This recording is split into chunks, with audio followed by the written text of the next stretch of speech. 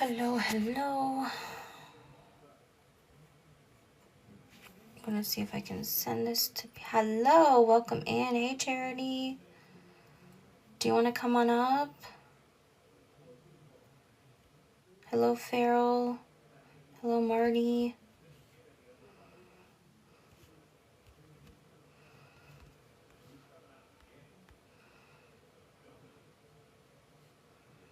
Welcome in. This is our topic. Oh, you can't see the top. Or I can't see the top. It says adoption is legally unethical. So.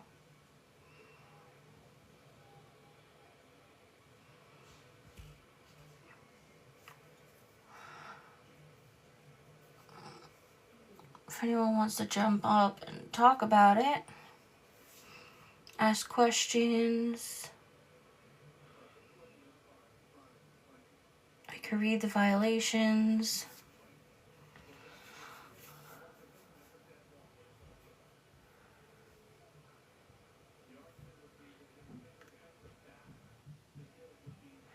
Welcome in. Hello, Loki. Hello, Shelby.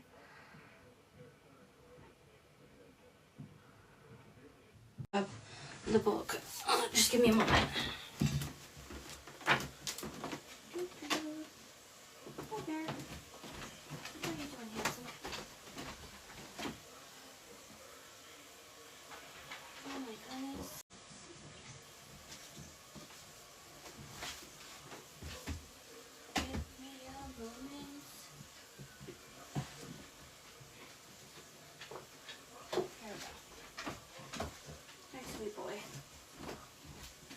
Your bedtime, handsome. Alright, sorry guys, I'm back. I didn't put on the the light to find the book. Bear, go to bed. Go bed. Alright, so I grabbed 2 books. I grabbed, can't really see it, but it's called Chosen Children by Lori Colangelo, and I grabbed her Supreme Court case as well. These two,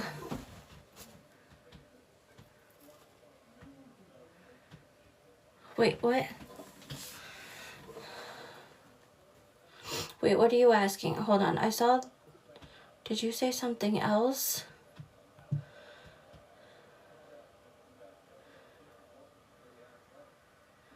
You said, I'm sorry if I can't provide for the child. I had an accident. I'm very confused. So we're talking about how adoption violates human rights, and I'm going to read the 15 of the 30 human rights that it violates. Oh, we were just there. There we go. So,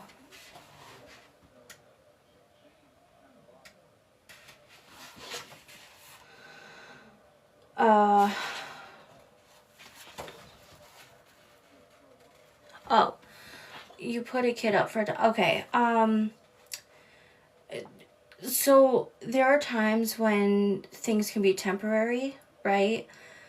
That doesn't mean that different resources couldn't have been available to you. And that's not to shame you at all, because this is just what happens, right? So having someone help you on a day-to-day, having, if you had a partner, right, they would be able to help with the child, or parents, your grandparents, your aunts and uncles, cousins, even if it's a temporary situation where they take in the child, that still helps. Those are just some of the resources that we're talking about, but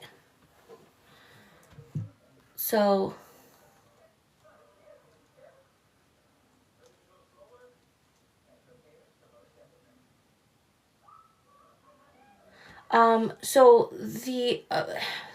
okay. So what about the children who are actually orphans, right? Because a lot of children like myself would be considered orphans via paperwork but are not actually orphans. So I'll make that clear. It's such a minuscule amount, but the same things I was just talking about, someone that has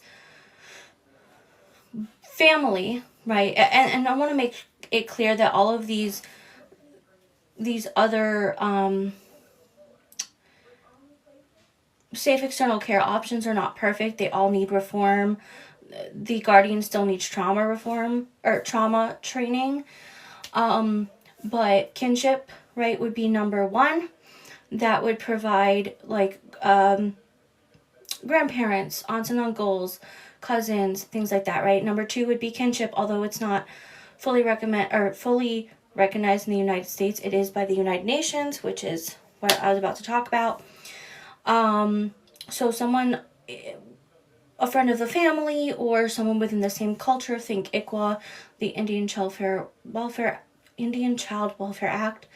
And then lastly, there are different types of guardianship, and all of these are need reform, need trauma informed guardians, still need other resources, right? They're just different legal options to provide for the child without violating human rights.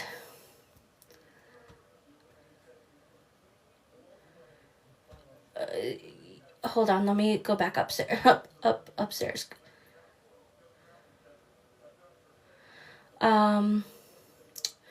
So those are just some options.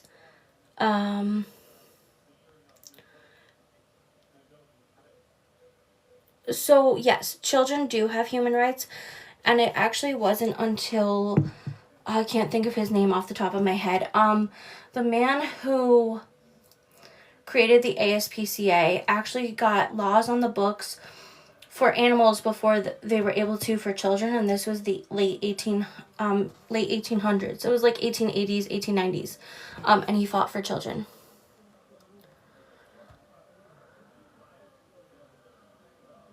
Sorry, I'm trying to read through the why what. A lot of the most unethical practices of adopting children are, yes.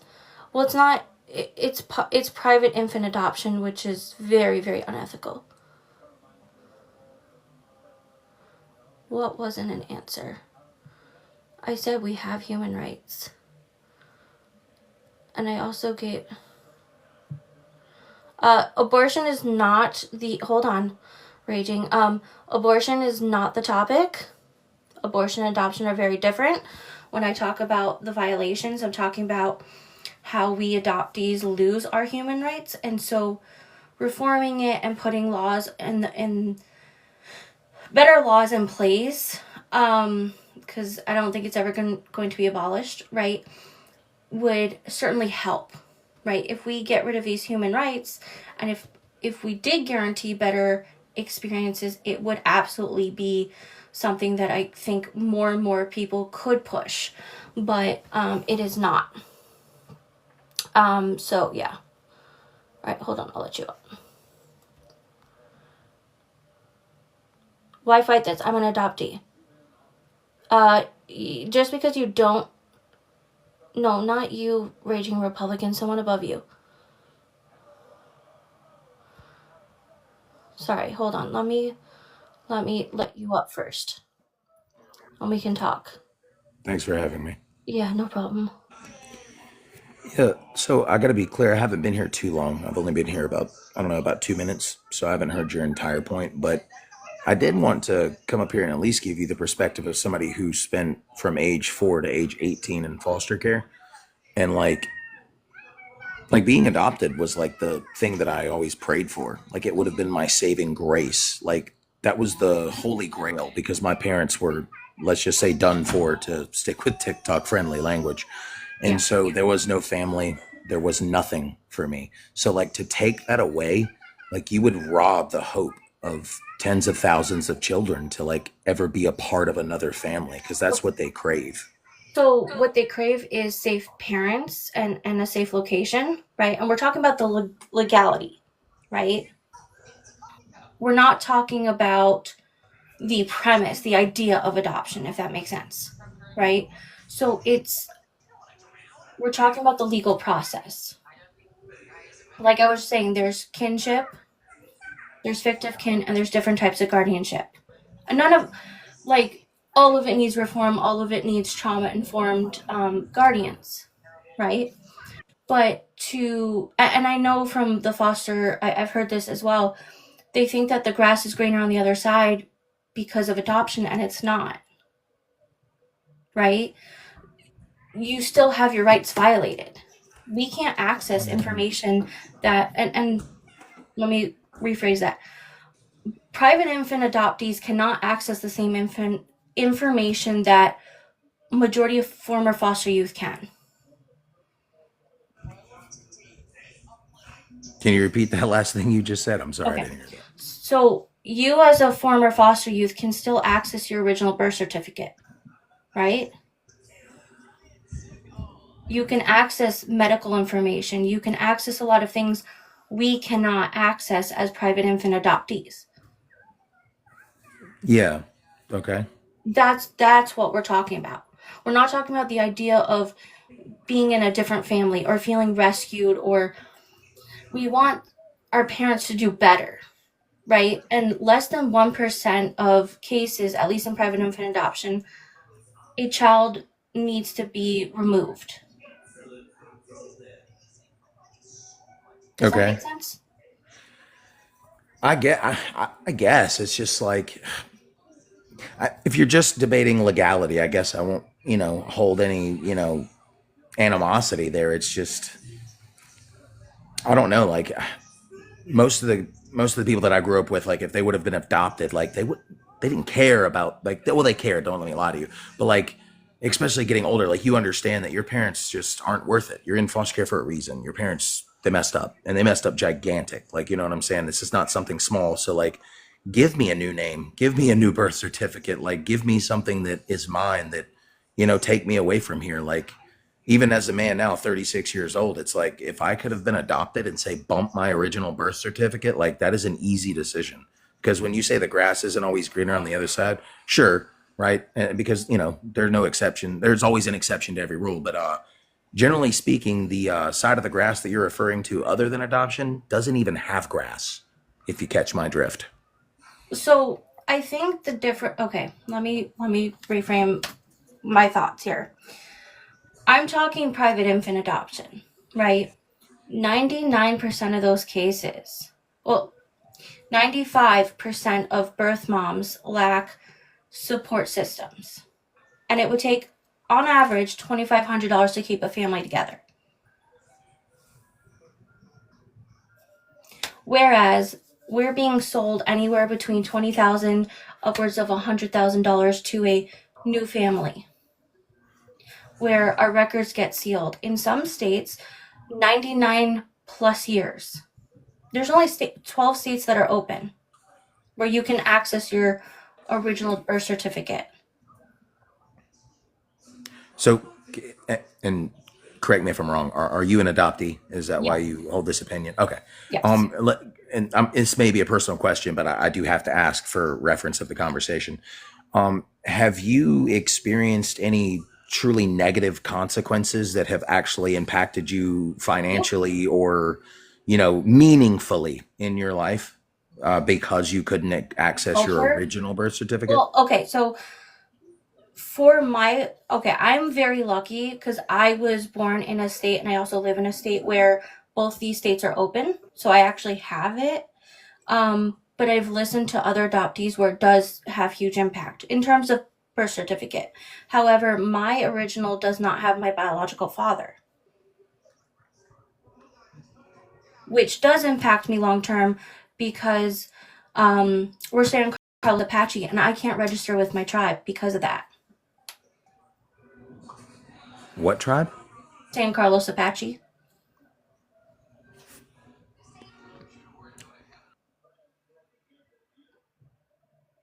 Okay. So there you go. Um,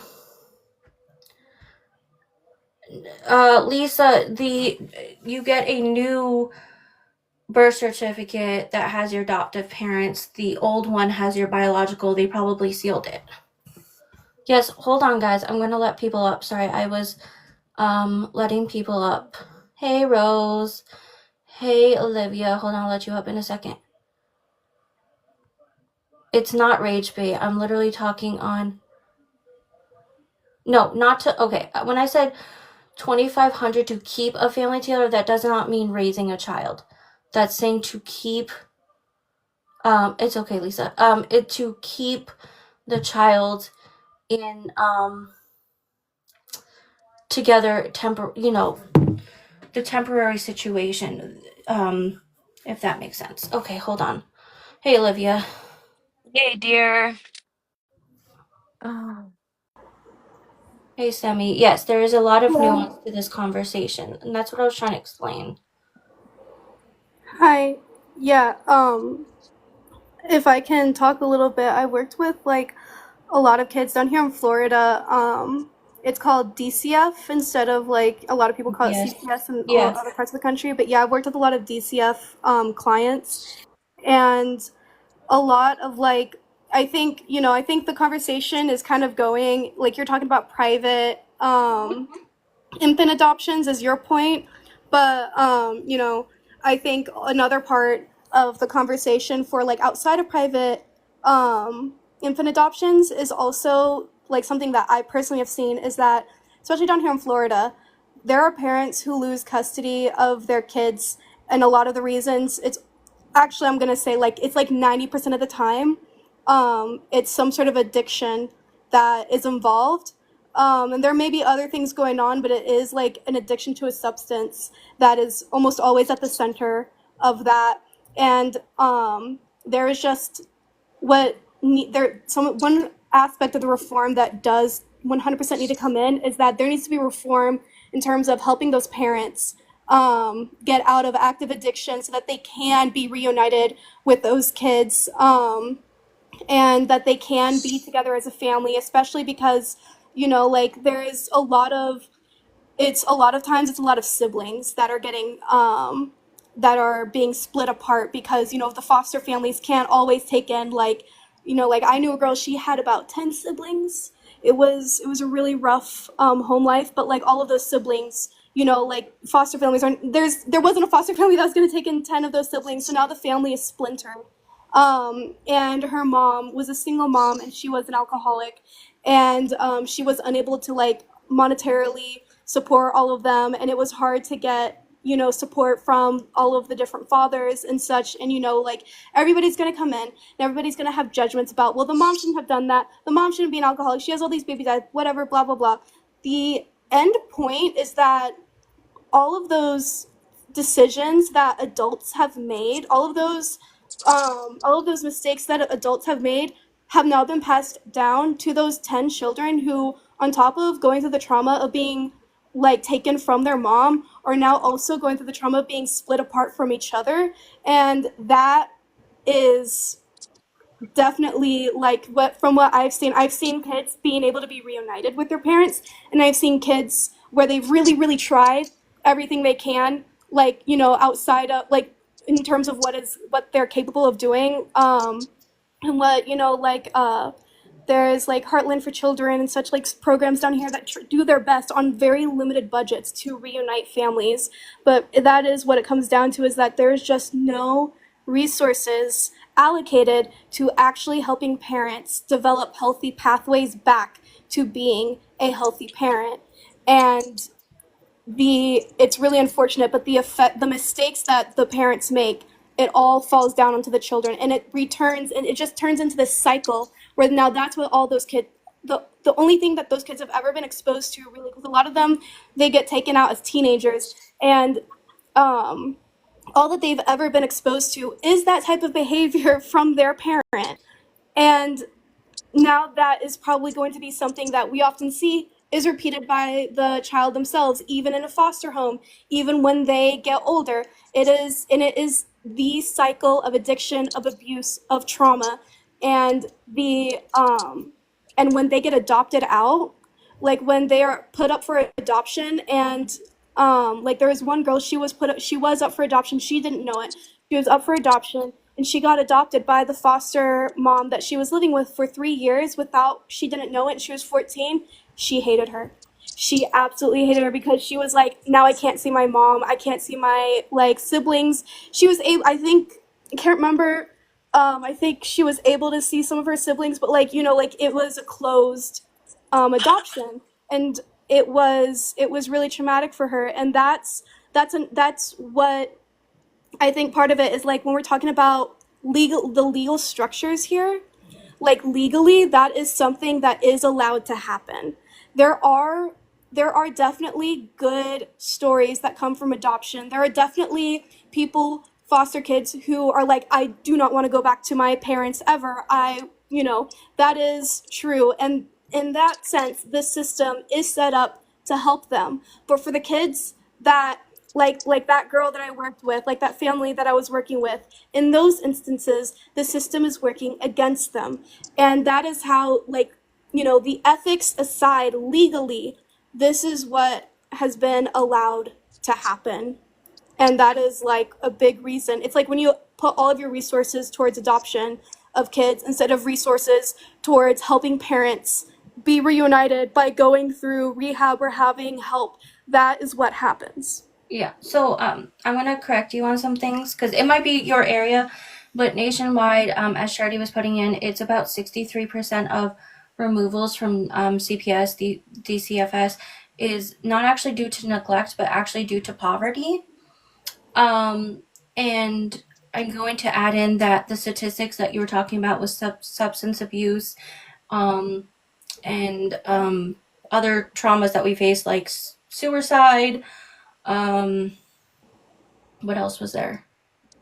So substance abuse for adoptees and foster youth, anyone that is not living with their biological parents, right, is 4.25 times higher than those living within their biological home. It's 8 times higher for abuse and unaliving by non-biological parents, and it's 4 times higher than for suicide.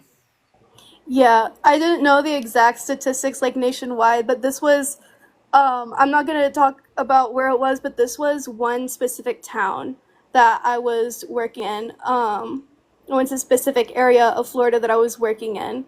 And it was just a town where everybody was everybody was poor to begin with. And it, as well as like down here in Florida, like it's just something about like DCF in Florida is just on another level of terrible. Well, Florida's a Um, mess to begin yeah. with.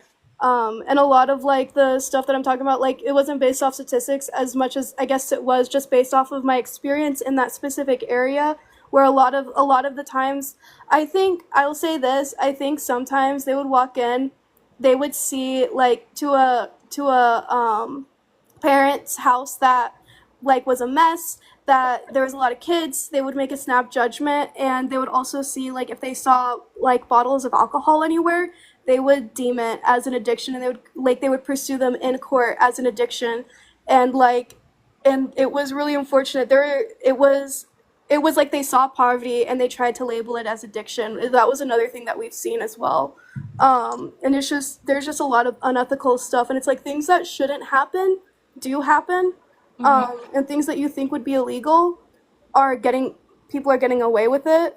And I don't like, it really is a mess, and a lot of it really just comes down to the fact that everybody, like the people who work for DCF, the people who work for charities trying to help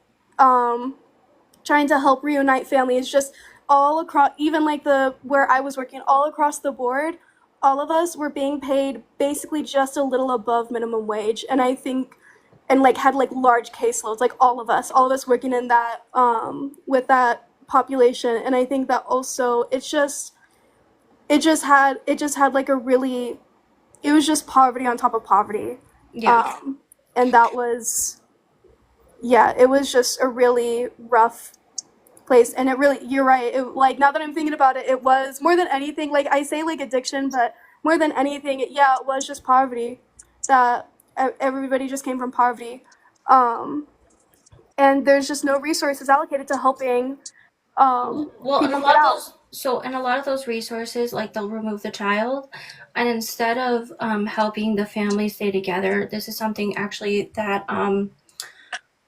that a fellow adoptee, former foster youth to adoptee on this app. Her name is Sarah. Try to talk Sarah. She's a great resource.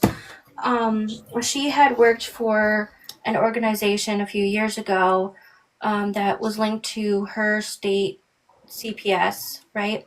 And instead of sending calls in like that, where it was based off poverty, they would send resources instead. And she really worked hard for that. And I'm so proud of that. For, that they made that change. Kansas is actually one of the leading states as it is in terms of doing good for adoption, which is weird. um, they have some of the stricter laws, which I don't know how my parents got away with adopting me from Kansas, but they've always had really, really strict like laws around it, if that makes sense. Yeah. Earth, I saw your thing. That is, yeah, I've heard wild stories about how children got adopted.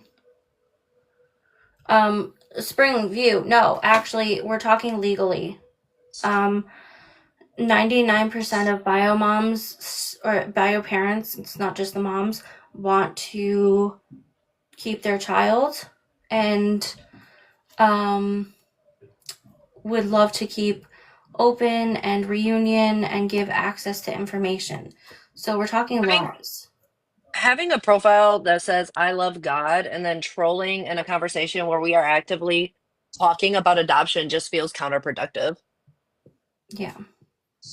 I'm not gonna lie to you. I looked at her profile and I was like, this doesn't feel very Christian of you. But they probably push adoption anyway.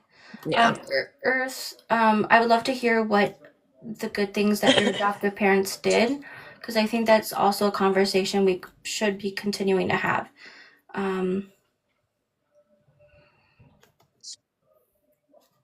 I also wanted to say, because I know she touched on foster youth and parents with addiction issues, and I was that kid. So when people tell that story, it feels like like they're telling mine in a way, Mm-hmm. right? And I think about the children who are going to fall through the cracks because their parents aren't going to get it together, right? Like my mom, there was no way, and even Cara Salas mentioned this, that there was no way that they were going to get it together. It wasn't possible at that point. And so I think about us. And so when I think about like reforming the system, I really think of like the major overlaps within the different adoption industries, whether it's international, private, or foster care. And I think addressing those overlaps, but a lot of countries have stopped adopting out to us internationally. And so the international adoptees really won with that one because the other countries are like, actually, no, we're not sending any more of our children to you. But now you have this issue within private infant adoption and within foster care where these children are being, I hate to use the word rehome, but they're being traded with parents in Facebook groups like playing cards. Yeah, let's talk about that. 7 out of 10 adoptees end up getting rehomed. And I hate the word rehomed. I know we need I don't a have the better word for language that, for a but better word right now. So yeah. that's my fault. Normally I would have better words for it, but I don't have the language for it right now. Um, but yeah, no, it happens all the time. And I mean, you see these situations like even with like Natalia Grace, right? Like the things that were done illegally to her would have garnered a removal from a biological parent's home. And these parents were allowed to do what they did. They were And so abusive. yeah, and to me it's insane to me that a lot of the things that happen to children in foster homes are adjacent to the abuse that they suffered in their biological homes. Yeah. So 1 out of 3, I was reading your thing. So private infant adoption specifically started with Georgia Tann. Adoption was already a thing here in the United States. But she did black market with the babies, right? It was a home for unwanted mothers, which I recommend that book. And she would lie to the birth moms that the child died, and then she would have the couple out the back door basically pay, and then she would hand the baby over. So that's how it started, and she had doctors and politicians on her payroll. It is utterly disgusting.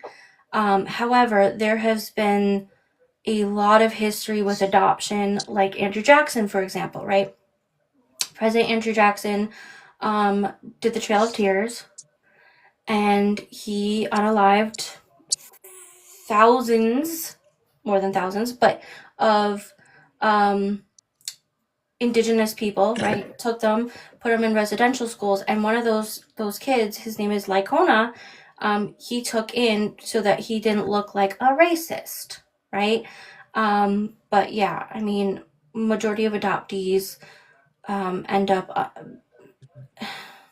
And just so you guys know, those indigenous schools still exist to this day.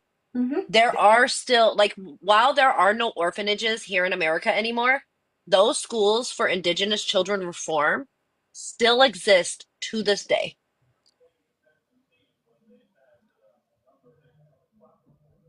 So, okay, I'm gonna address spring vibes.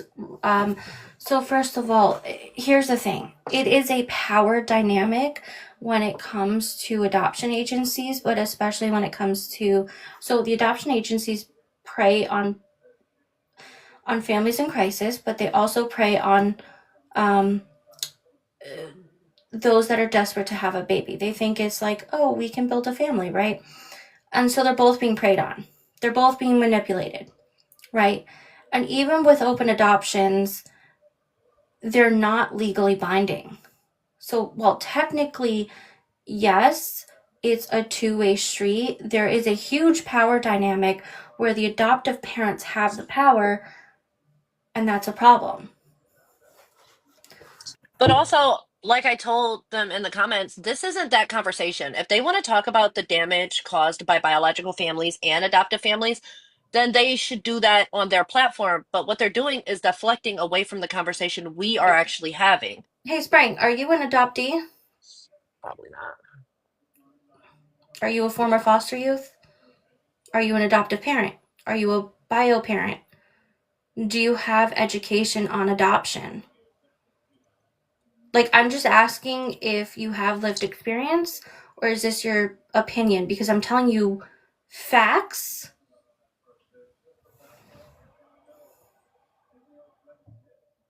No, I'm not. Did you not hear me ask Earth? I literally asked Earth to tell us what good things their parents did.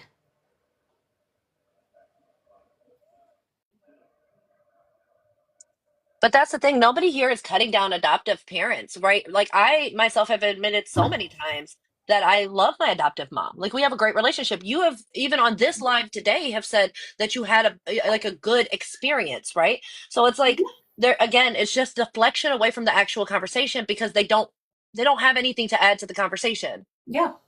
My adoptive parents, like Earth, because I did read their comments. I hope they're still in here. Thank you for letting us know in the comment section.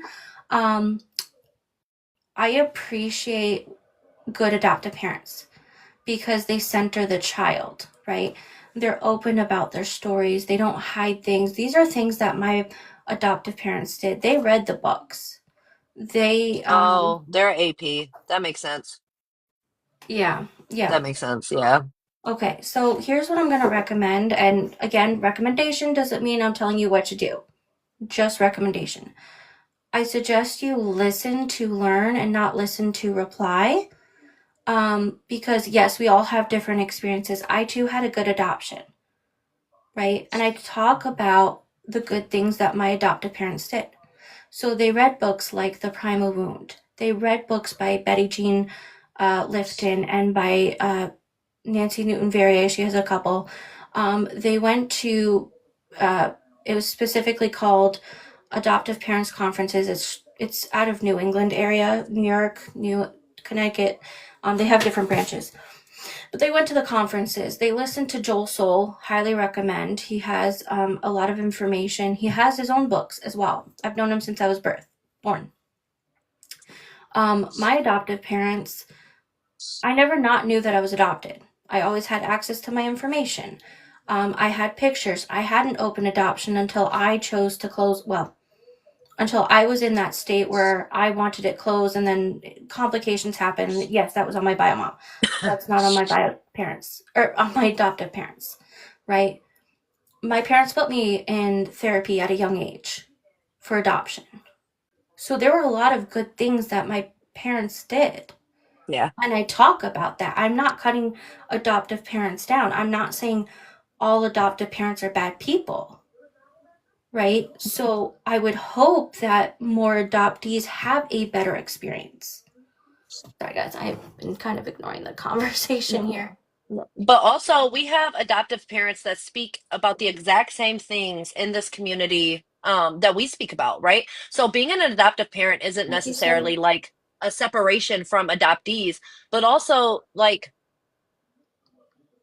there are thousands and thousands of us that are having these conversations. hold on, Dylan, I was not abandoned. We were not abandoned. Here we go. All right, Dylan. You want to fucking go? I My mean, I was, but that doesn't my matter. Don't use birth my story mom, as a gotcha, Dylan. my my birth mom I'm sorry. didn't have the resources, right? She didn't have a support system. And when I talk about adoption in terms of my personal story, this is what I talk about. A couple years ago, not a couple years ago. Oh my God, it's been like 12 years. Jesus. So I found my birth mom again when I was 20. I was pregnant with my son. And it was through one of her brothers, right? And I had learned a lot through him that he and his wife couldn't have children and they chose never to adopt. Now, my other uncle also chose never to adopt. He is in a gay relationship, happy, loving, whatever. Turns out in 2023, April 2023, it was just recently been 2 years. That particular uncle that I had found to help me find my birth mom had passed away, and she didn't know how much my adoption affected him, right? She didn't know how much my adoption affected other people, and it wasn't her fault. It was just that is what it is. She's told me that, thank you, NASA. She's told me that like when I was about 3 or 4, she ran into my grandmother, my biological father's side, and she's the one that pushed my adoption to begin with. She asked how I was doing, full well knowing she pushed the adoption. So it's not that my mother abandoned me. She fought for me a couple times. She just lacked resources and support, and that's what happens majority of the times, right? It's such a much more common experience to have a parent who was suffering from poverty versus one who was suffering from substance use disorder. Yeah. Um, and I don't think people understand that because once again, they have been sold like within the media this like asinine trope of adoption. And growing up as a millennial, there is almost an adoption trope in like 85% of the things that we watched. And like I said, look at the prime example, Marvel, DC. You had so many different shows or movies. Um, Cinderella was a step parent adoptee Mm-hmm. technically, even though adoption isn't referenced legally, it's inferred. Mm-hmm. Um, and so you have Tarzan. That's like that's a trans species adoption if I've ever seen one, right? Um, And so we look at things like Batman, Superman, Spider-Man, being kinship adoption. Mm-hmm. Superman would be international adoption, interplanet adoption, even. And so you have this constant trope of adoption, and what it has done is warped people's minds into adoption can only be beautiful. And how dare we talk about the aspects that are not Ooh, beautiful? ooh. Yeah. Okay, so I'm gonna point this out because yes, I am a Disney historian. Yes, Charity's right. He does kill moms, and now I find this quite interesting because he had a really close connection to his own mother, and that is why. And it started with, I want to say it started with Bambi, but he had an issue with his mom. But then, Snow White. Snow White was the earliest. yeah, well, that's true. No, yeah, that's the first. But I'm saying Yeah. like, the issues with the whole like it then became a thing with Bambi. I think it was because his mom was still alive. His mom died during Bambi. But seven tiny men adopted Snow White. That's true. I'm just saying, it was an adult adoption. Just Fictive saying. kinship. It was. Fictive kinship. But then Walt Disney was an adoptive parent. Now, on that note, Stan Lee was a hopeful adoptive parent. Yes, it is actually in his autobiography. And he talks about this was the 1950s, and he was talking about it. And he said, it was really harmful back then. He recognized all the things, and that's why he and his wife ended up not adopting because they were struggling to get pregnant. So there are things that was recognized even way back then, and yet still we have it. Just Loki, throwing that out there. Hey, isn't Loki the one we always joke about? Like how Loki has adoption trauma? Is that what we joke about? Is it Loki that has adoption trauma? yeah. Well, in a way, depending on which character you're using, they all have very different adoption trauma responses, Mm-hmm. right? So, and like I feel like it's intertwined into so much of our society, people don't even realize it, right? Even the story of All Dogs Go to Heaven. I mean, this goes back decades, right? Like this isn't some new concept.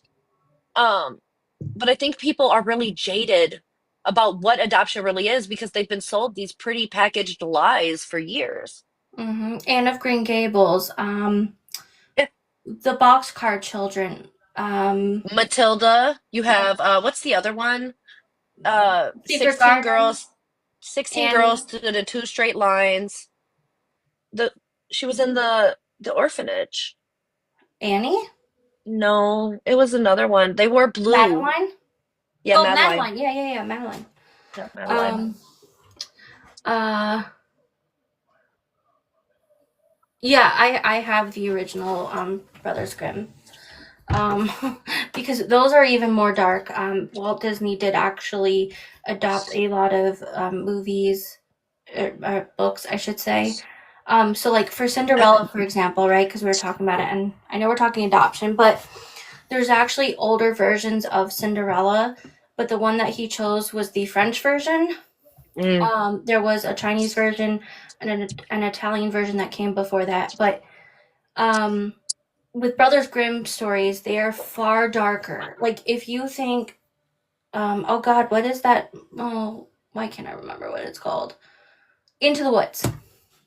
If you've watched Into the Woods, right, which is a fantastic movie and Broadway show, but it takes more of that darker side of those stories.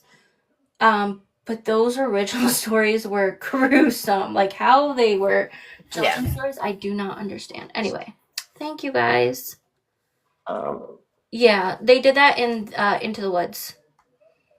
Somebody in the comments says Jesus was an adoptee. I've made that joke before, but I also actually think he wasn't just an adoptee, but he was also a donor conceived child. Mm. He was an IVF baby. Yeah, he was. Yeah. And so no, there's so many. Yeah, he was a step parent adoptee. Yeah. Oh, technically, yeah. Yeah. He would be some type of, yeah, that makes sense. Yeah, so like I think that there's a lot of our stories are around it, and like we were talking about Loki, and I've said this before, and I want to grab the clip and do a video on it, but there's a scene in Loki season 1 episode 3 where he's sitting down with one of his multiverse people, right? They're in a cafe and they're having a conversation, and I thought this was such a great moment, right? Where Loki found out that he was adopted at an older age, whereas she, because it was a woman, I forget her name, I apologize. She always knew, right? And I think that alone tells two vastly different ways of how adoptees grow up, right? Like you have those that find out when they're older, and then there's even bigger identity crises, right? Whereas some of us, right, over here, always knew. But you also had that added layer of Thor being the biological child and that competition of like I mean, yes, it could be viewed as brotherly, but if you look at it from the adoption trope, it definitely feels like adopted child versus biological child. Yeah. And I think that's also like you can see the treatment. Was it easier to process that you always knew? I think in some ways, like I can't say it was easier per se because I didn't have the other experience, if that makes sense. But for me having okay, Charity, um, for me having access to my information, me being able to be more open, um, having like I still my so my open adoption, my adoptive parents would, if there was an email, right, or a letter, if there was an email, my mom's big on printers, okay, like we have like too many, but she would literally print out her what she wrote, and then she would print out whatever response was. So all of that is in my folder. Um, and so I could see both sides of the conversation. It wasn't one sided, and I do appreciate that. There's pictures, there's um news clippings and things like that. I had picture. I don't know where I put those pictures when I moved, but I had pictures of my biological family. Um, so I think in part, and like I think also it was easier that I am white. I'm white, and I do look a little bit more like my adoptive parents. Even though we don't have the same culture, it wasn't as complicated, I want to say, as someone who didn't look nearly like their adoptive parents, like Olivia, for example. Yeah, because there was never a time where I could just blend into my family. And so I think that I didn't always look at how I don't want to use the word aggressive for me, but like how aggressive I am as like adoptee trauma. But it's like when you cannot blend in, you learn to stand out, if that makes sense. Like it's I don't know, it's really hard because there was just no way.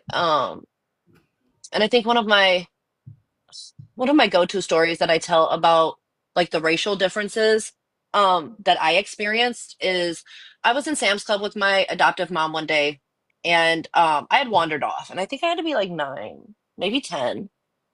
And I walked up to the first older white lady that I saw, and I asked her like, "Hey, can you help me find my grandma?" And so we're walking down the aisles, and I tell her I'm like, her name is whatever her name is. And anyways, long story short, we find my adoptive mom, and I go and I'm like, "Hey, grandma." And the lady grabs me by my arm and she goes, "Are you sure that that's your grandma?" And I'm like, "Bitch, yeah, like I know who my grandma is. Like, what are you talking? Like, what do you mean? Am I sure?" And she like didn't let me go immediately. Like she held it for like a couple seconds, and then she finally let me go. And I just walked up and I left. And I told my grandma about what happened, and we had a whole conversation about how people see us. Mm-hmm. And I think it's really tough as a 9 or 10-year-old to like know that like people are never going to view you as family. Does that Yeah. make sense? Yeah, hold on. I'm gonna respond to radio for a second. So first of all, we're not saying that we can't be loved by our adoptive parents. That's not the conversation at all. No. We're talking about the legal process here, which file like I have amazing adoptive parents, right? But that doesn't negate that the legal process literally had us lose 15 of our 30 human rights. That's what we're talking about. So it It doesn't doesn't matter. negate the fact that America has continuously trafficked children from overseas, specifically places like South Korea, China, and Haiti, all countries that are no longer adopting to the United States. Yeah, It doesn't negate the fact that there are other countries that recognize how unethical this system is. But because this is not an everyday conversation, it's not something that comes up. yeah. Australia was one of the first countries to say we are not adopting our children out to America. That was a while ago, Hmm. like decades. Yeah. Yeah. You asked, hold on, sorry. One of three, you asked, were you able to reconnect or did you want to? So yeah, with my bio mom, I did when I was 20. I still talk to her off and on. I've never met her in person. She's in Kansas. I'm in New York, so I don't know. Like, I have mixed feelings about going out there to have that reunion. I don't know if I'll regret it if she passes away because she's not in great health. Um, with my bio dad, I've tried several times and also mixed feelings. Um, I don't want a relationship with him because he is a very bad person. Let's just say the worst of the worst per his prison record. Um, but I would like answers, if that makes sense. And so when I try to reach out, I found my bio grandmother, the one that pushed my adoption, and this is where it hurts me the most because this is my indigenous side. Um, I just was not part of the family. I didn't exist. I just didn't exist to them. So, yeah, it's complex. So, um, I've had both good and bad experience, and you can't guarantee it. Adoption does not guarantee safety or permanency. Adoption doesn't even guarantee you a family. Why are we allowing a child's entire life to be altered for the maybe of permanency, the maybe of family? Like, you might get a good one, you might get a bad one. It's out of our hands. Yeah, and that's what I want to talk more about when it comes to my story is I, we push for better laws, right? 12 states are fully open to gain our original birth certificate. That doesn't mean we can get our medical records, which are still, ooh, that is a hot topic. 19 are half open, right? You need a court order, and it takes one person. And again, this is not to cut down adoptive parents, but it is usually the adoptive parents that say no.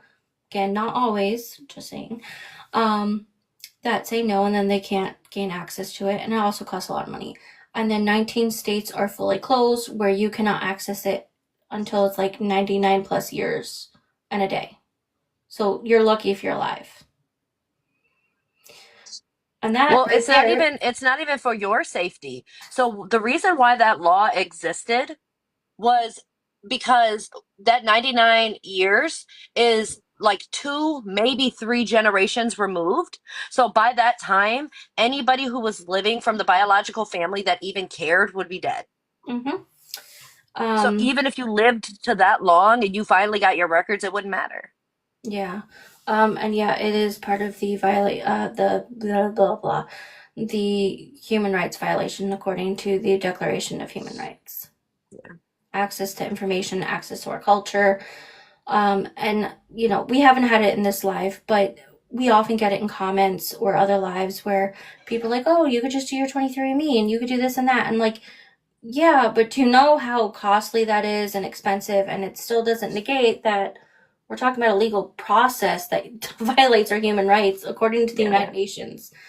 But then again, I have my gripes about the United Nations on other things, so I So digress. you weren't on here for this, but I recently went to the doctor and we talked about my mom having the BRCA gene because that was confirmed. My Mm-hmm. older sister having confirmed BRCA gene. And so I am in the process of getting ready for genetic testing, right? But I decided to put it on hold until I'm done with school. It's a personal decision. They're my titties. If I want to cut them off, I can. Like, I don't want to hear anybody's shit about it. I know what I'm doing. I don't know what I'm doing, but I'm figuring it out.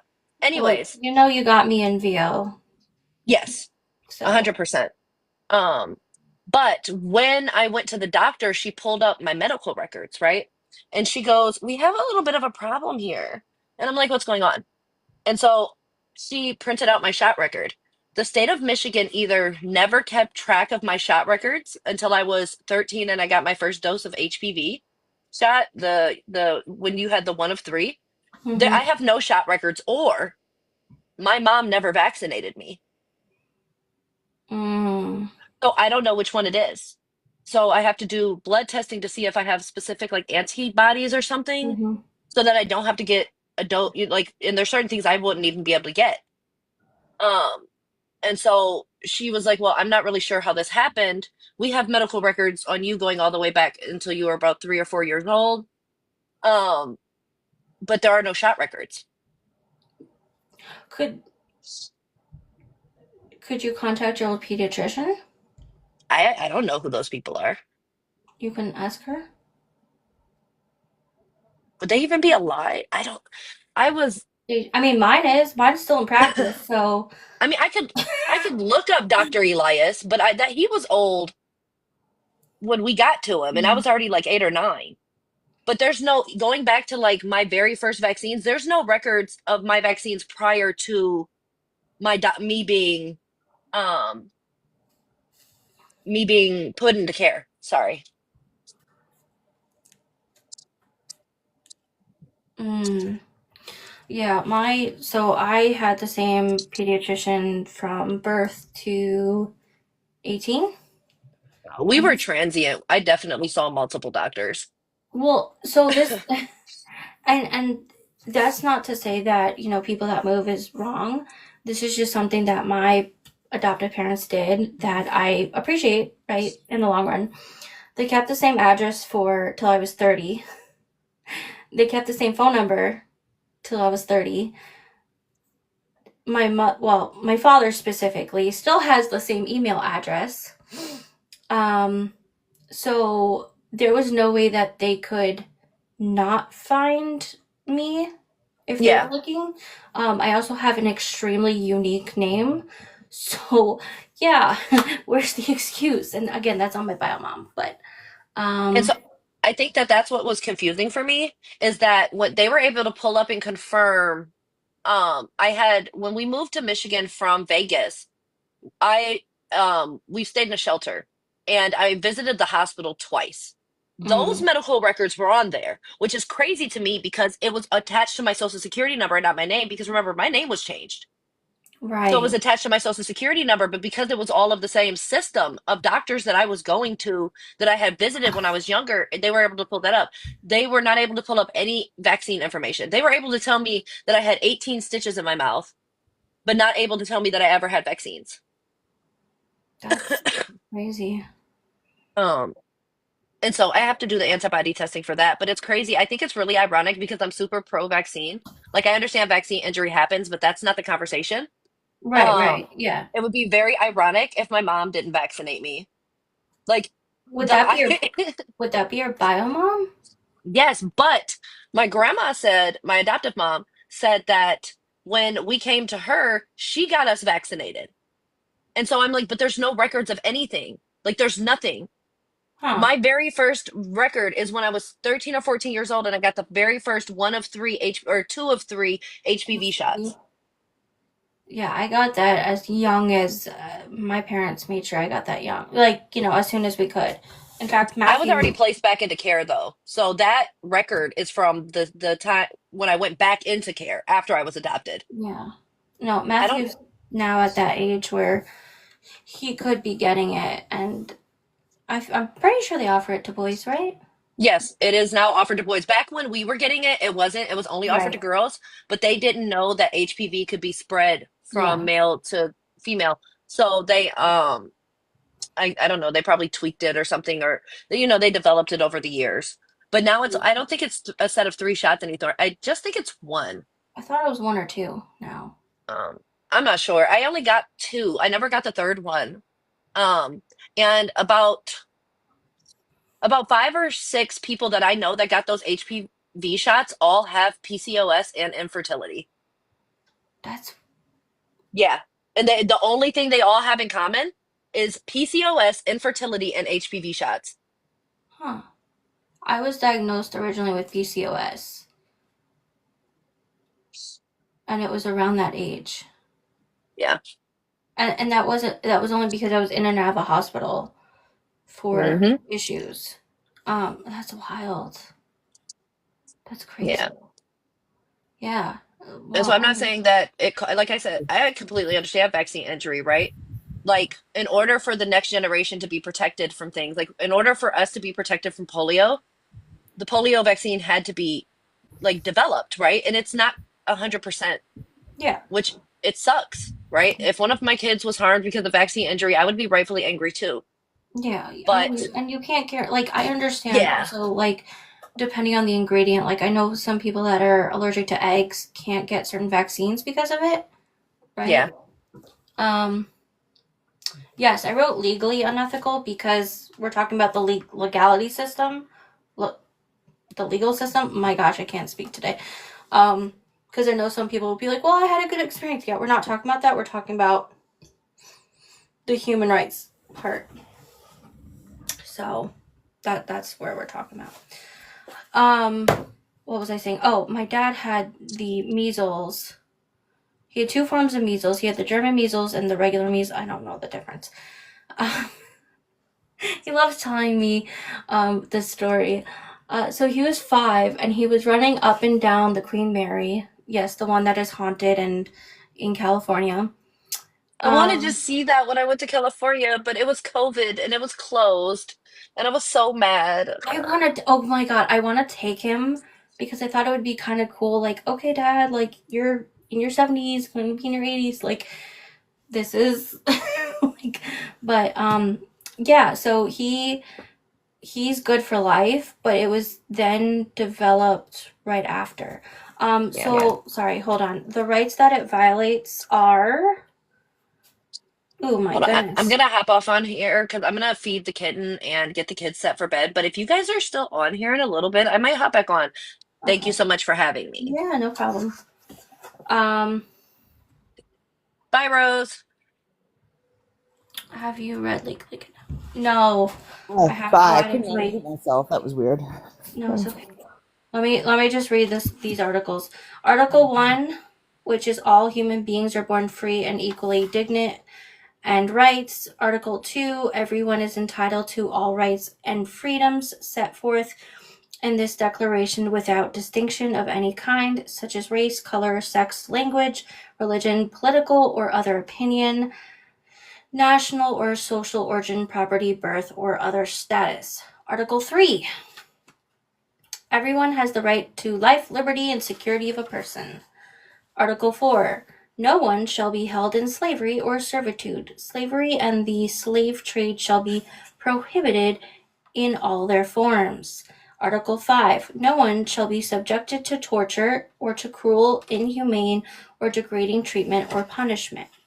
Article 6, everyone has the right to recognition everywhere as a person before the law. Article 7, all are equal before the law and are entitled without discrimination to equal protection of the law. Article 8, everyone has the right to an effective remedy by the competent national tribunals for acts violating the fundamental rights granted him or her by the Constitution or by the law. Article 10, everyone is entitled to full equality to a fair and public hearing by an independent and impartial tribunal in the determination of his or her rights and obligations and of any criminal charges against them.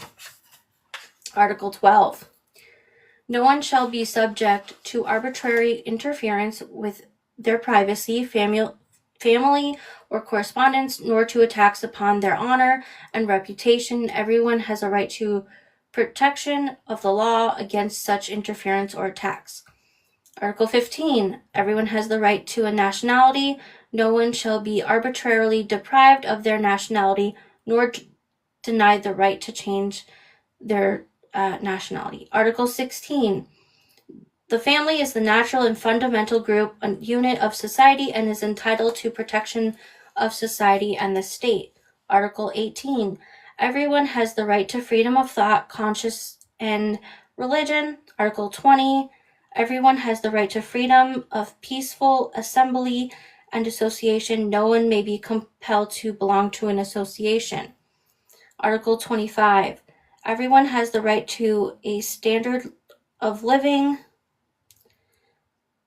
adequate for the health and well-being of himself and his family, including food, clothing, housing, and medical care, and necessary social services. Motherhood and childhood are entitled to special care and assistance. All children, whether born in or out of wedlock, shall enjoy the same protection. This has a misprint, so I forgot what the number is. But the last one is the article of right to personhood and the degradation of personhood. And this is in the Declaration of Human Rights of the United Nations. You can find it in this book. It's called Chosen Children by Lori Colangelo. She worked for the United Nations, and she's also a birth mother. So, And we are the only United Nations country that has not ratified the United Nations Rights of a Child. so, and even places like right now with the Russian and Ukrainian war, right? Russia is violating the Hague and Geneva Convention. So, just throwing that out there. Does that help? I don't even know if they're still in here.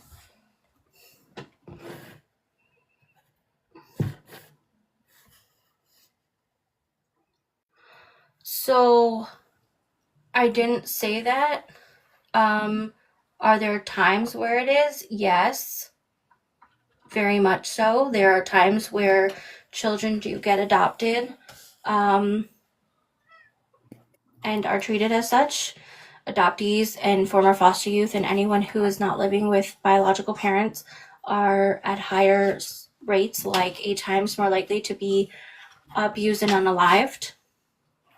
4.25 times more likely to turn to substance abuse, 4 times more likely to suicide.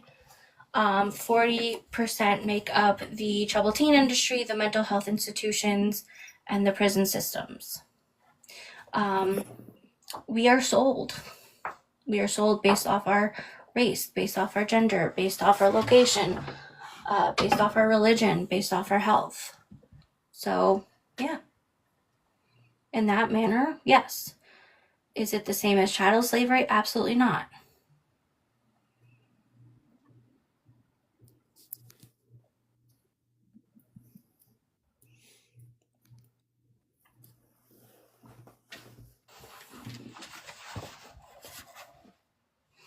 In There's that fact, couple in West Virginia.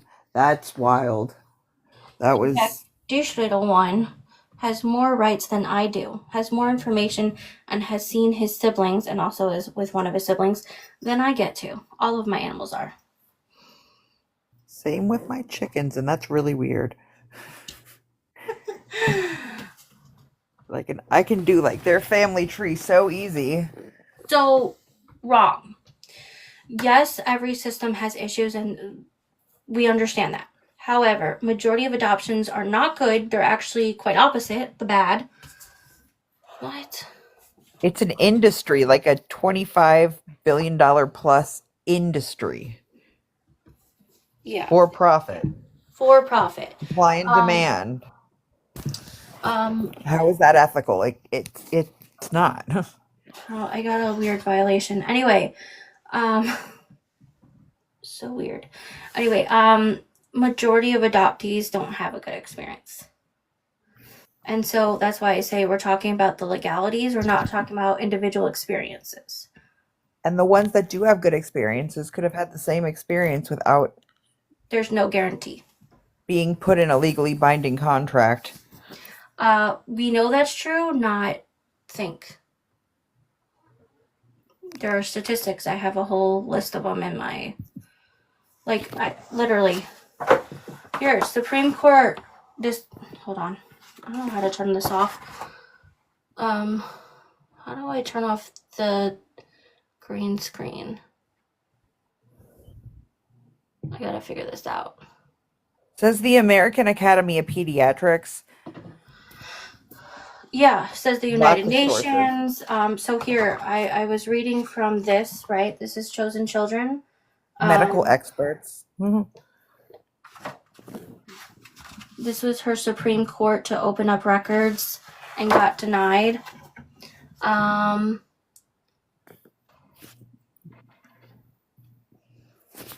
What's the percent? I just told you about 99%. I've said that. Like,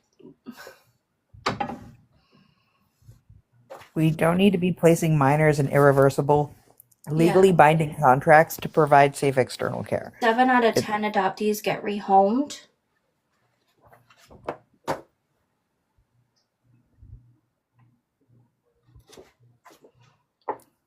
You know, we're talking statistics. We know that there's good experiences. I happen to have had one. I was talking about it earlier. You weren't in here, and that's okay. We get that, and that's why we talk about different experiences, because, well, we can't always necessarily change the laws right away, right? What we can do is we can work with adoptive parents to do better for the adoptees. So, just throwing that out there. But I mean, I have plenty of resources, statistics, you know, professionals that speak on this, that have, you know, and it's not just our country that have done the resource, that have put out the statistics. There's places like Japan, there's places like, I think it was like Sweden, even Olivia was talking about Australia, right? Australia, decades ago, I don't remember the exact year, but they had apologized, right? They were one of the first countries to apologize to adoptees. And then they changed the system so that if and when a child needs to be removed, right, they do it temporarily. They give resources, and if they can't be reunified, they then go to someone that is related. When that's not possible, then they go to a friend of the family or someone within the culture, right? Think Indian Child Welfare Act. And then lastly would be the adoption in their country, right? That's just their country. But they still have access to all the information.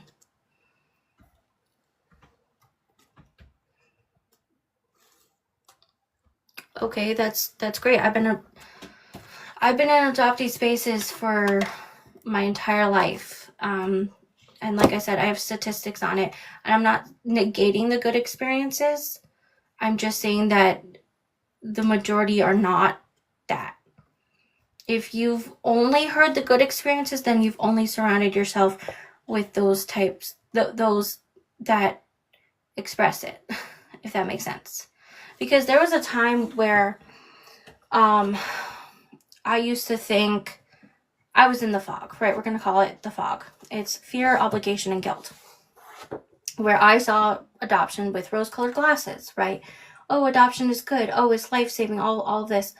And when I start listening to other people's experiences in a deeper manner, to those that didn't have those good experiences, to those that were really breaking down through their trauma and everything, and started reading the books and looking at the statistics and educating myself, I realized how bad our system is, right? I'm not negating that there can't be good experiences. I'm talking about the legal process, right?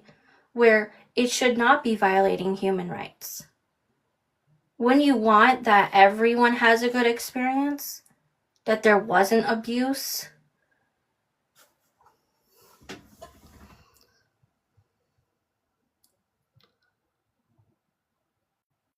right? And okay, Kayla, I'm not saying that you can't feel that way. What I'm saying is that parents should be given resources, and we should also change the laws to access information, if that makes sense.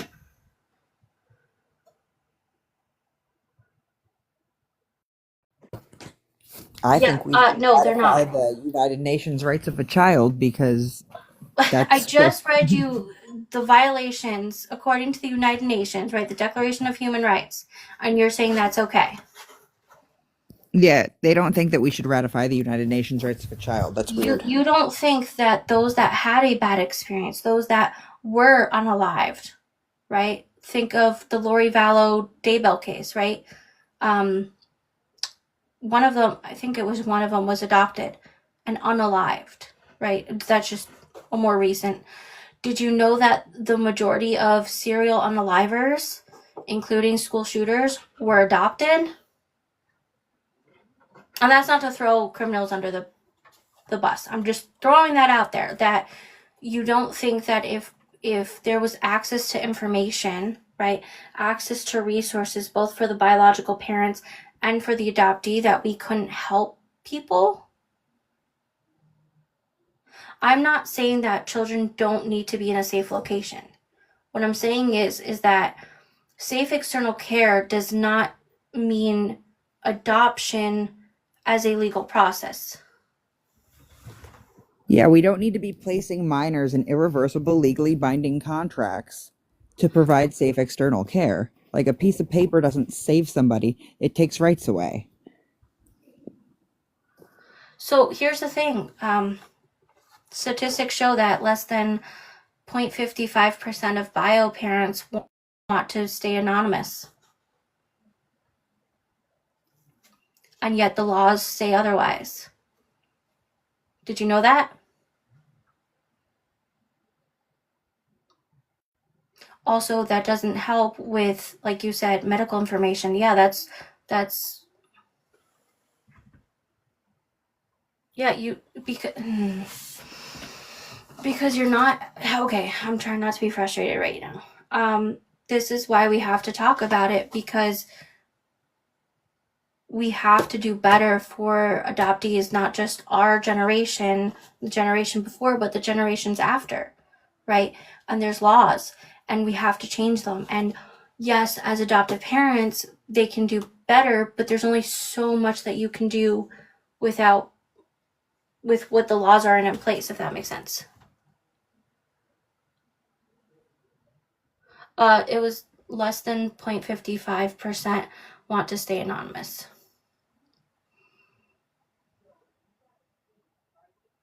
And you can search that from state to state.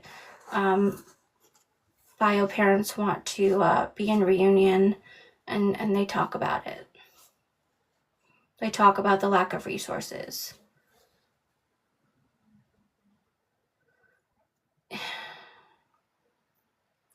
I disagree, because, and here's why.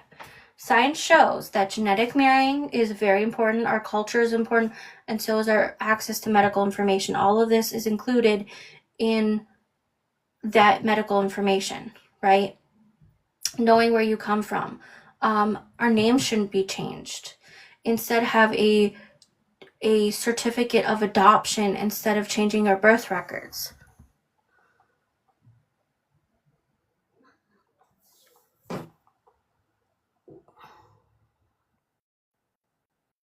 Biology, though, that's a human right. It's literally, you're talking about violating human rights. That's literally what you're talking about.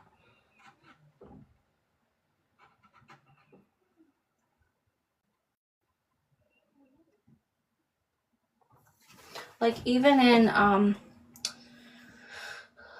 oh god, I'm trying, like Qatar, right, where it's an all Muslim country. The Muslim belief, their safe external care is not adoption. They will take in a child without changing their name, and they will keep all of the information together, right? That's what we're talking about. Doesn't mean that they're any less family members, right? But the information stays intact. What do you mean the bio parents' rights? She said, what about the bio parents' rights? I thought we just explained that. They do have, but that doesn't negate the child's rights. There is no right to stay anonymous. That's not a human right. But there is a right to know your biology. Right.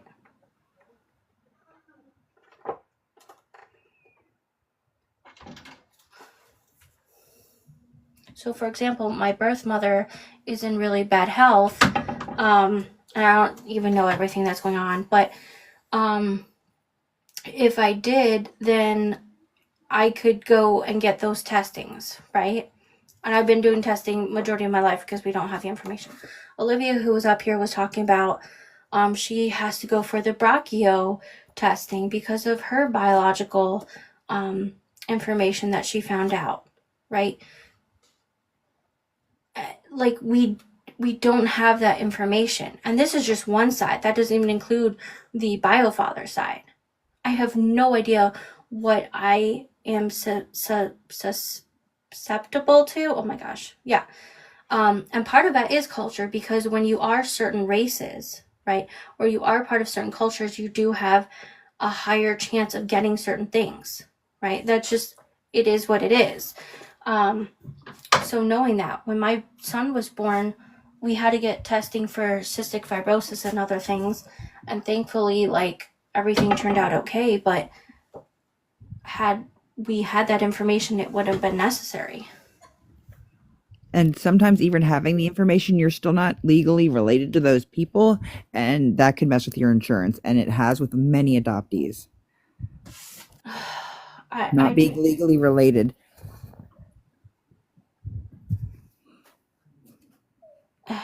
I don't think we're going to get through to this person, to be honest, because No, they don't seem to care much about human rights. they don't seem to care about the adoptees. Just the Yeah. bio parent wanting to stay anonymous. And like I said, it's less than 0.55%. Right? And it doesn't matter, because human rights are what should matter, and the child is what should matter. Yeah. Not adults. But none of this is child-centered. No. They can go if they don't care about children. You know, and she went to the Supreme Court, right, to try to be heard. This was the early 90s, I think it was. And they denied her because more than half of the Supreme Court justices at the time were adoptive parents, and still are. You know, I mean, I know that we switch judges is what I'm trying to say, but like Amy Cohen Barrett is an adoptive parent, for example. Yeah, human rights matter unless it comes to adoptees. It's That's what I'm talking about.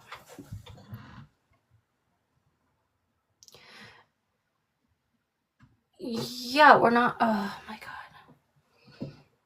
But you're not caring about their rights. That's what we're saying, right? Like, you can take in a child without, like you said, you fostered, you did kinship, you did guardianship. These are other routes, right? That doesn't negate that you provided a home. And you can say you care about the kids, but what you're saying is the What opposite. you're saying about staying anonymous, right, is a violation of human rights for those kids, right? And what you just said, right, all of these options are safe external care options. They are different legal processes, right? And in those processes, those legal processes, they actually have more human rights than we do as private infant adoptees. But it still needs to be.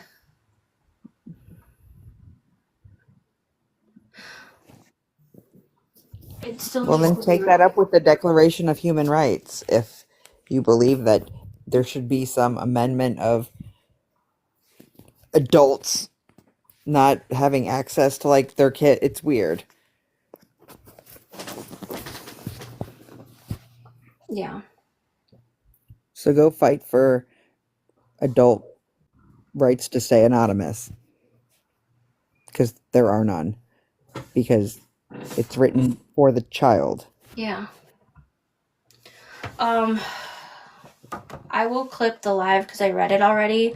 But I'm just gonna number them off right now. And Rose does have a video up as well somewhere. Hold on, I will find the numbers. It was like over here somewhere.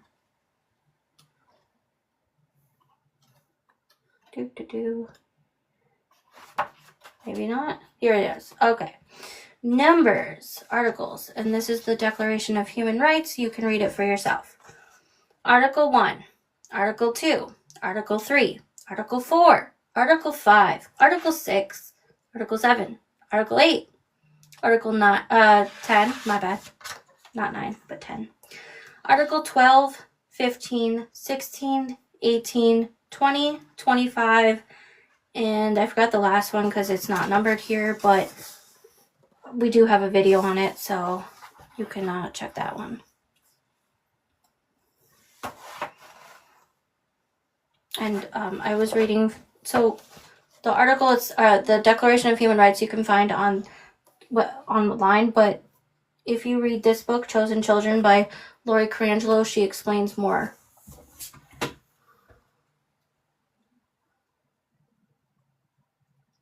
Oh God. Okay, here's the thing. Only you get to decide whether your name means something or not, right? Or a lot of adoptees get their names changed. How I view my name will not be how someone else views their name, right?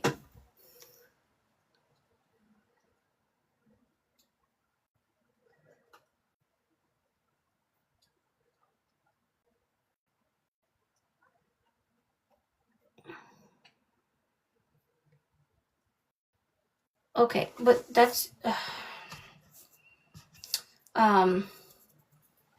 so for me, right?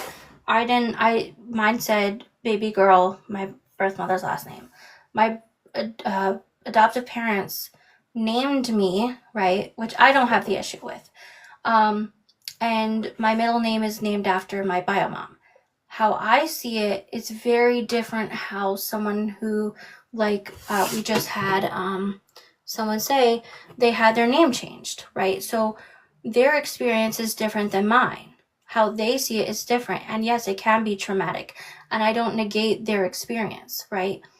Just because it's not for you doesn't mean that other people can't benefit. For example, right? Adoption is a legally binding contract that adoptees cannot get out of. There are adoptees who want to annul their adoptions. Because of the laws in place, they cannot. They have to be readopted. We can't even be emancipated. And this is the issue. Does that affect me personally? No. Does that affect other adoptees? Absolutely. Should that be put in place? I think so. It's a human right. Yes. We should ratify the United Nations Rights of a Child, and yeah. And that's great for you, Anuk, but even though I had great experience, I still have adoption trauma. I still lack my culture, and it's a big part of who I am. I am so sorry. I'm trying to read your name from afar, and I can't read. Tobiana? Did I say that right? I apologize if I butchered that. That is part of... God, a lot of adoptive parents are narcissists, but there's also fear, obligation, and guilt, and there's attachment disorders, right? And it's not your fault as a child. Wait, I pronounced it. Oh, that's amazing. I'm so happy. I'm so glad. I'll follow you back.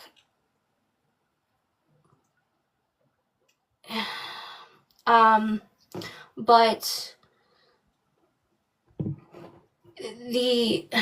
where was I? Where was I going? I lost my train of thought. Rose, where was I going? I forgot. Oh We my were gosh. going somewhere. I really lost my train of thought there. I think we were still catering to that weird idea that adults should... fear, obligation, and guilt. That's what it was.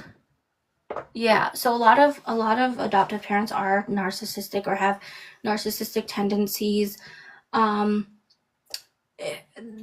You feel obligated to pander to them is, I think, like the best way to say it. Like, a lot of us are band-aids to infertility. Not always the case, but a lot of us. Even in good experiences, sometimes that's the way it feels. You fear the abandonment, you fear the rejection, all of that. And then you have guilt. Like, if you want to go searching, sometimes people feel guilty and feel like they owe it to their adoptive parents not to go searching, right? But they have every right.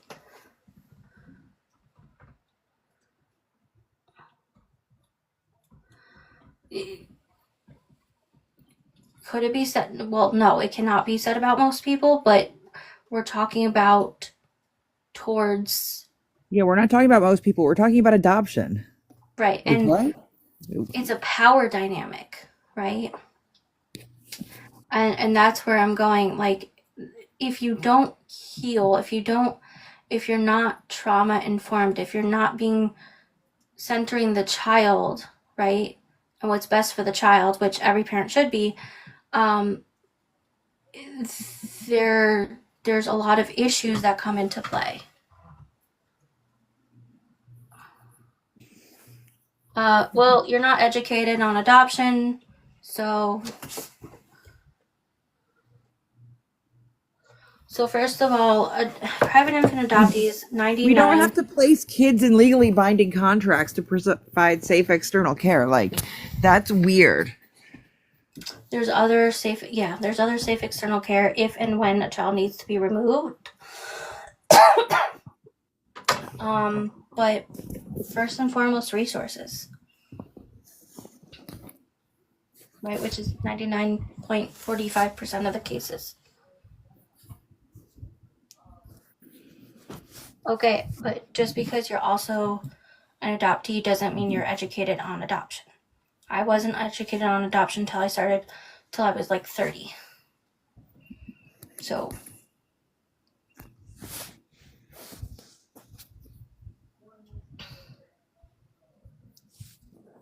ooh, I can only imagine. I'm so sorry, Tobiana. Yeah, mine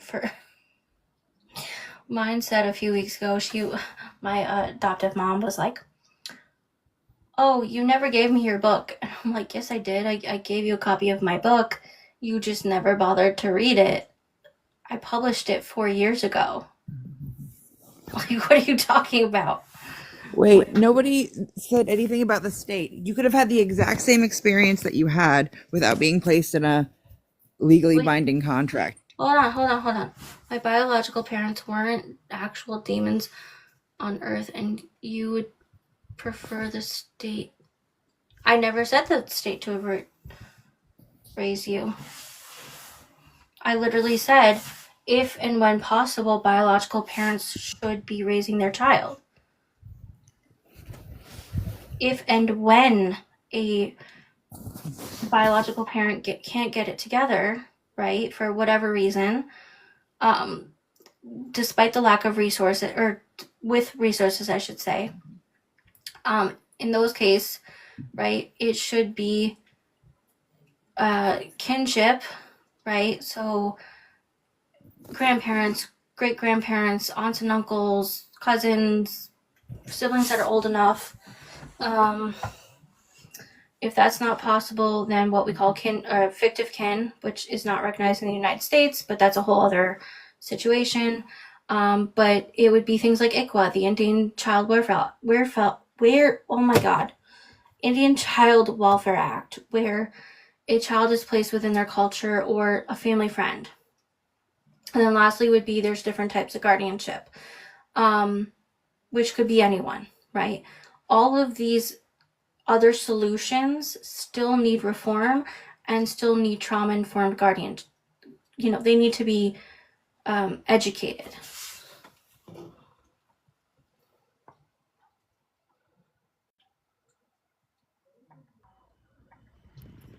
Hey, Tobiana. Hey, Thank you for coming up. hey, I was just wanting to say, like, I was personally, like, I just wanted to stay in foster care. Like, me and my 3 brothers were adopted to the same place, thankfully, but I would have wanted to have stayed in foster care. I had a really good foster home, and I just wanted to stay with them until I turned 18, and then figure out, like all my biological family stuff, and then kind of just live with, live with that and the fallout of that versus like I have to deal with the fallout of my biological family, but then I also have my adoptive family too, so it's just kind of, it's like too much. So like for me personally, I would have wanted to just have stayed in foster care, and then kind of just figured out all the stuff with my biological family, heal from that, and then kind of slowly try to like figure out my life, you know, like try to go to school, college, and try to like have a healthy life with that, versus it's like so emotional with my adoptive parents too, because they don't really understand. So it's just kind of like that can of worms that I have to work through, plus the biological family stuff too. So I'm like, yeah, I would have just wanted to be in a safe place till I was 18, figure out what I wanted to do, and then just kind of move on. Like, not move on because it's hard to really move on, but try to heal from that. But now I have like these complete strangers that I have to deal with too.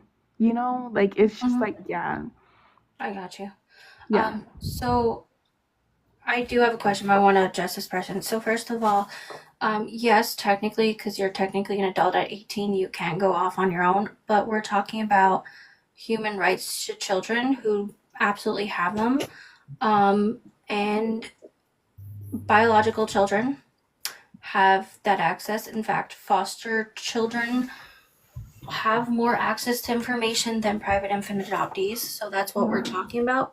Sorry, that was towards this person that but oh, my question to you was going to be, did they move you to another home where they were licensed to adopt instead? So I stayed in one foster home for like 3.5 years, and then I got adopted out of the system when I was 8. I Yeah, so it was kind of like that. Like they kept me and some of my siblings together, and they didn't have a family that wanted to adopt all 3 of us. They just wanted, me or one of my brothers, that type of situation. And my foster family was like, no, they all have to go together. So it wasn't like that, but it was worse than just being in a safe place. So what was that foster family that you were in with for the 3.5 years? Were they the same one that Yeah. adopted you? Oh, no. I Okay. was in foster care, then I got adopted by a separate family. That's what I thought. Yeah, 'cause Yeah. they did Yeah. that to someone else I know. And then they forced the adoption because there was no way they were going to keep everyone together. Yeah. Um, And so they were like, they knew that my adoptive dad was kind of like weird, but they didn't know, like, I don't know how to describe it. They said like he would say all the right things, but they still kind of felt like iffy about him. But they were the only ones that were willing to take all 3 of us. So it was kind of like a toss up, like, oh, well, if they all go to this home, at least they'll be together through it, versus like you guys are separated. So it was kind of like that, where it was kind of like 50-50 chance of like our parents being okay, and they weren't really in a lot of ways. So personally for me, I would have wanted to have aged out of the system, and then kind of figured out what to do after I turned 18, yeah. because you get a lot more benefits from the foster care system. Like you do get free college, and you get like medical benefits. But with adoption, they will tell you, the parents, like they still get free college, but there's still a lot of like loopholes, versus like foster care. You don't have to. It's 100% free, and you don't have to like use your adoptive parents, like their taxes and stuff, and you don't. There's just a lot more benefits to the foster care system for like the kid, because you don't really get those benefits after you're adopted. Yeah. If you had a safe foster home that you were happy in, like, they should not force adoptions. Like, I think that's a Clinton act, something Clinton did. Yeah, they were trying, fast tracking adoptions from foster care because they do get a kickback. Yep, $4,000 for each adoption approved for the judges. You should be able to stay in a foster home if that's where like the kid feels safe and wants to be. Like, they should not push another disruption, like another home, to a stranger. Like, I that's could see wild. I could see them trying to push adoption with the family that you were already with, but if they weren't licensed to adopt, I know they won't do that.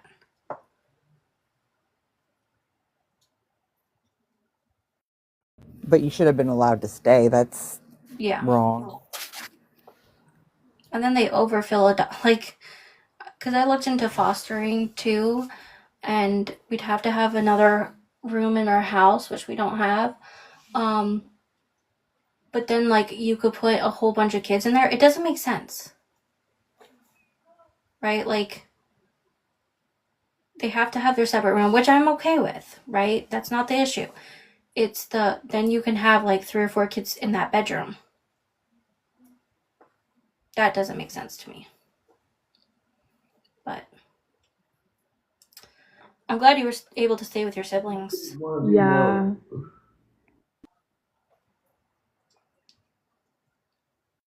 Thank you for all the likes.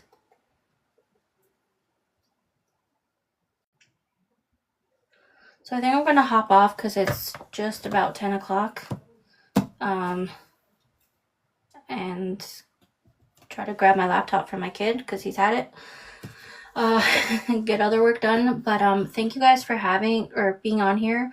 And I'll be back in 2 weeks for sure on Saturday. Not tomorrow, but the week after. Thank you for having me up. Thank you for coming and thank you for telling us your story. Thank you. Have a good night. You too. Thanks, Rose, for popping on. Well, good night, guys. Good night.